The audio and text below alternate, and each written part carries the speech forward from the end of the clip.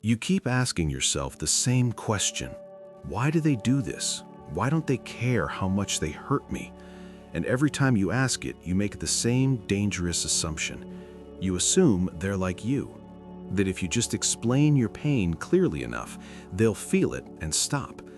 But what if I told you their hardware is fundamentally different? That the person who twisted your reality, who used your deepest secrets as weapons, who pushed you until you broke and then called you the unstable one, isn't just difficult or toxic. They possess what researchers call the dark tetrad of personality. And understanding this isn't about blame, it's about freedom. A pattern has emerged. Many of you who identify as highly empathetic, the supersensors, the ones who feel everything deeply, are also the ones who seem to attract the most damage from a specific type of person. Partners who gaslight you until you question your own memory. Friends who betray your trust the moment it's convenient. Family members who provoke until you explode, then use that explosion as proof of your instability. And you've been trying to understand them using your empathetic framework. But that's like trying to run Windows software on Mac hardware. The operating systems are incompatible. By the end of this, you'll understand exactly what's happening inside their minds. Not to excuse their behavior, but to stop expecting them to change. Because once you see the mechanism clearly, once you understand that this isn't about you, the spell breaks, and you can finally walk away without guilt, without hope they'll suddenly see your worth, without the exhausting belief that if you just loved them better, they'd become different people. In 2002, psychologists Delroy Paulhus and Kevin Williams published research identifying 3 personality traits that consistently appeared together: narcissism, Machiavellianism, and psychopathy. They called it the dark triad. But in 2013, researchers Aaron Buckles, Daniel Jones, and Paulhus himself added a 4th trait that explained behaviors the original 3 couldn't fully capture: sadism, and the dark tetrad was born. These aren't clinical diagnoses. Most people with these traits never reach the threshold for personality disorders. They're what psychologists call subclinical, functional enough to navigate society, harmful enough to destroy the people close to them. The first trait is narcissism, and this is the most misunderstood one, because narcissists are often the most charismatic person in the room. Research consistently shows narcissism correlates with high social desirability. They're extroverted, open, magnetic. This is why you fell for them, why everyone falls for them. They have a way of making you feel like the most important person in the world until suddenly you're not. But beneath that confidence lies something psychologists call a fragile defensive structure. Their self-esteem isn't stable. It's a house of cards held together by constant external validation. And when that validation stops, when you dare to criticize them or even just stop applauding, the mask falls off. And beneath it is a rage so disproportionate, so terrifying, that you'll do anything to never see it again. That's the trap. You learn to manage their emotions to avoid that rage, and in doing so, you lose yourself. Studies examining narcissistic personality patterns reveal that grandiosity, exhibitionism, and arrogance aren't signs of high self-esteem. They're compensation for profound inner emptiness. The narcissist needs your attention the way an addict needs their drug, and they'll do whatever it takes to get it, including destroying you. The second trait is Machiavellianism. While narcissists act on impulse to get attention, Machiavellians play the long game. They're the cold strategists. They can wait months, even years, to execute a plan. Research shows Machiavellians are characterized by manipulation, flattery, cynicism, and behaviors that promote their self-interest regardless of moral cost. They view you not as a person with rights and feelings, but as a chess piece to be positioned. If lying to you serves their goal, they lie without hesitation. To them, morality is just an inconvenience, a social construct that slows down the people naive enough to follow it. Studies reveal Machiavellianism is often learned rather than inherited. It's a survival strategy forged in cold or unpredictable childhood environments. They learned early that trust gets you hurt and manipulation gets results. And that lesson became their operating system. The third trait is psychopathy, and this is where it gets biological. Psychopathy has a massive genetic component. Research suggests up to 70% of the variance is heritable. These individuals are often born with what neuroscientists call a hypoactive amygdala. The fear center of their brain simply doesn't activate the way yours does. They didn't learn to be fearless, they were wired that way. This trait is characterized by high impulsivity, lack of fear, and a profound absence of remorse. They simply don't have the social brakes that stop most people from hurting others. They take risks that would terrify normal individuals because their nervous system doesn't register danger the same way. They act on immediate impulse, seeking stimulation regardless of the cost to you or anyone else. And when consequences arrive, they feel no guilt, just inconvenience. And the fourth trait, the one researchers added most recently, is everyday sadism. This is the most terrifying one because it explains behavior that seems to have no purpose. The trolling, the petty cruelty, the moments when they hurt you and you can see they're enjoying it. For a sadist, your suffering is the goal, not a byproduct, not collateral damage, the goal. Research on sadism within the dark Tetrad framework reveals something chilling. While psychopaths may be indifferent to your pain, and narcissists may not even register it, sadists actively seek it out. Watching you squirm triggers dopamine release in their brain. They hurt you because it feels good. Studies show sadism correlates most strongly with online trolling and cyberbullying because the internet provides endless opportunities to watch people suffer with zero personal risk. Now, here's the question that haunts everyone who's been targeted by these personalities. Are they born this way or made this way? And the answer is both, but not in the way you hope. Psychopathy is heavily genetic. Twin studies confirm this. You can't therapy your way out of a hypoactive amygdala. Narcissism has both genetic and environmental components, but by adulthood, the pattern is set. Machiavellianism is more learned, but learning happened decades ago in childhood. And sadism, the newest addition to this dark constellation, appears to have its own biological markers. This combination of genetic predisposition and environmental triggering creates a personality structure that is incredibly resistant to change. They're not going to wake up one day and suddenly develop empathy. They're not going to have an epiphany and realize they've been hurting you, because the mechanism that would allow that recognition doesn't exist in their neurology. So how do they know exactly to hurt you if they don't have empathy? This is where it gets fascinating and heartbreaking. Empathy is not a single function. It splits into two distinct neural pathways. Cognitive empathy is the ability to intellectually understand what someone else is feeling. It's how you read a room, predict reactions, understand motivations. Affective empathy is the ability to actually feel that emotion yourself. It's what makes you wince when you see someone else get hurt.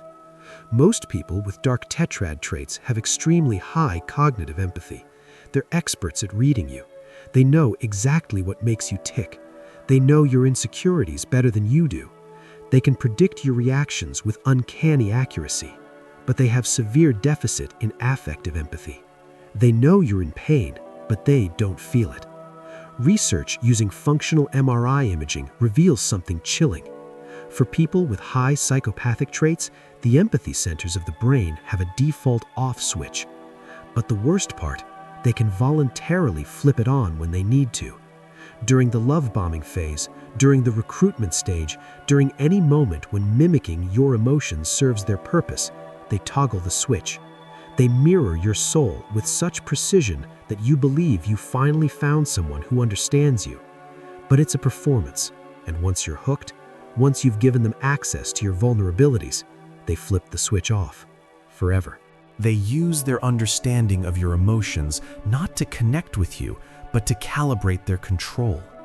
This is what psychologists call empathy dissociation. the ability to understand emotions intellectually while remaining completely disconnected from them emotionally. And it makes them devastatingly effective manipulators. Which brings us to a harsh reality. They didn't choose you by accident. Predators scan for signals. And because you're highly empathetic, highly agreeable, perhaps highly sensitive, you light up on their radar. Research shows dark Tetrad individuals actively seek out certain personality types. People who are willing to forgive, people who always try to see the good in others, people who will project their own conscience onto the abuser. If you're an egoist, someone uncomfortable taking up space or stating your needs, you're the perfect lock for their key. Your refusal to assert boundaries gives them unlimited space to expand their ego. They test you early. They push a small boundary just to see if you'll hold it. If you explain away their behavior, if you apologize for their mistake, you pass their selection process, and the trap closes. Then they use a tactic called intermittent reinforcement.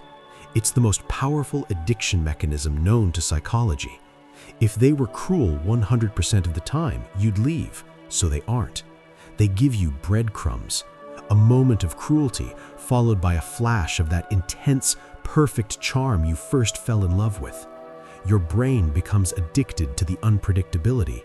You stay in a state of hypervigilance, constantly trying to win back the nice version of them. This creates what psychologists call a traumatic bond. It's not love, it's biological addiction to the source of your pain.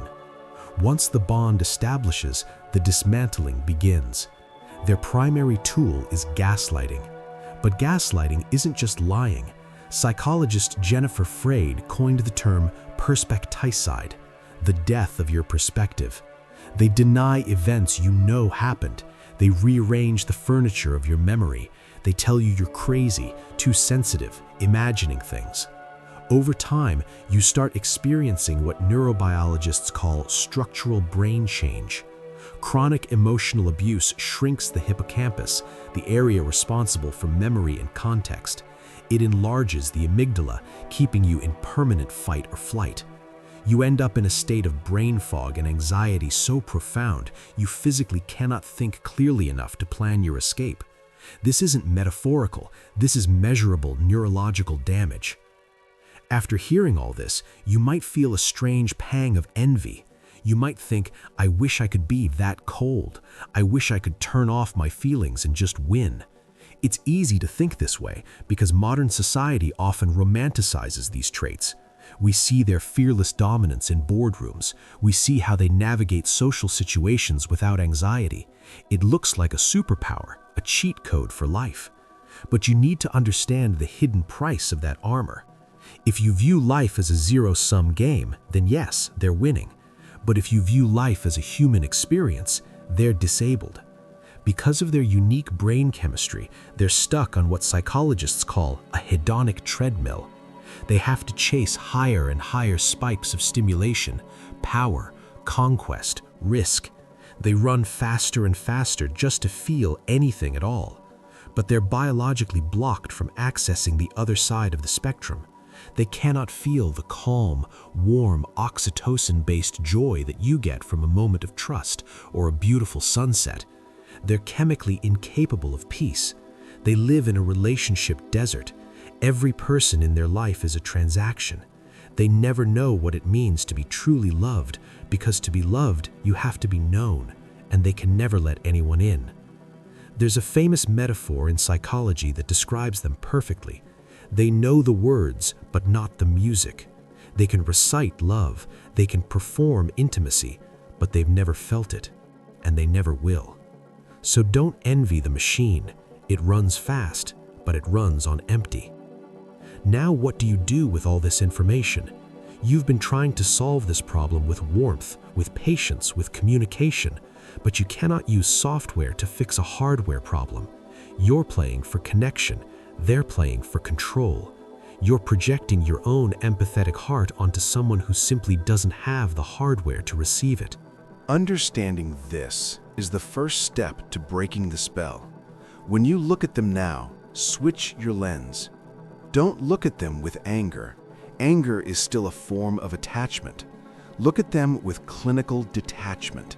When they rage, see the narcissistic injury. When they lie, see the Machiavellian strategy. When they hurt you with a smile, see the sadistic dopamine hit. Realize that their behavior says absolutely nothing about your worth.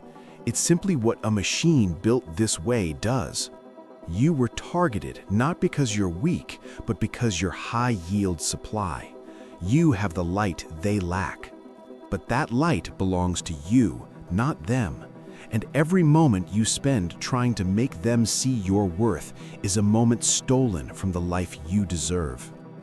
Research examining recovery from relationships with dark tetrad individuals reveals consistent patterns. People who successfully escape and heal do several things. They stop expecting the abuser to change. They stop explaining their pain, hoping it will finally land. They stop believing that unconditional love will transform someone who lacks the neurology for reciprocal connection. They practice what psychologists call radical acceptance. Not accepting the abuse, accepting the reality of who this person is at a hardware level, and then making decisions based on that reality rather than on hope, potential, or the person they pretend to be when it serves them. If this lands with you, if you recognize the patterns you've been trapped in, drop one word in the comments. Just one word that represents where you are right now in this process. Recognition, escape, healing, anger, relief. Your word matters because naming what happened to you is the first step to reclaiming who you are. This video was just the diagnosis. We mapped the territory. We looked at the hardware differences that make these people operate the way they do. We examined why you were targeted, how the trap works, and what keeps you stuck even when logically you know you should leave. But knowing the mechanism doesn't automatically free you. In the next video, we'll go deeper into the psychological strategies that help people finally break these traumatic bonds. We'll explore how to rebuild your nervous system after it's been rewired by abuse, how to trust your perception again after years of gaslighting, how to recognize red flags early so you never end up here again. For today, just breathe. You know the truth now, and the truth, even when it's painful, is the beginning of freedom. You weren't chosen because something's wrong with you. You were chosen because something's right with you. Your capacity for empathy, your willingness to see good in people, your depth of feeling. These aren't weaknesses. These are the qualities that make you human in the fullest sense.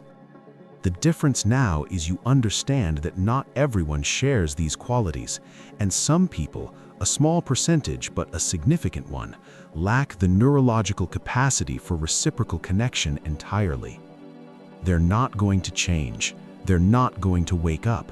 They're not going to suddenly see your worth and treat you accordingly. Welcome to clinical detachment. Welcome to radical acceptance. Welcome to the beginning of reclaiming your light from people who were only ever going to use it to cast shadows. You survived this, and survival means you're stronger than you know. Now it's time to do more than survive. It's time to build a life where your empathy is protected, your boundaries are sacred, and your light shines for people who have the hardware to truly see it.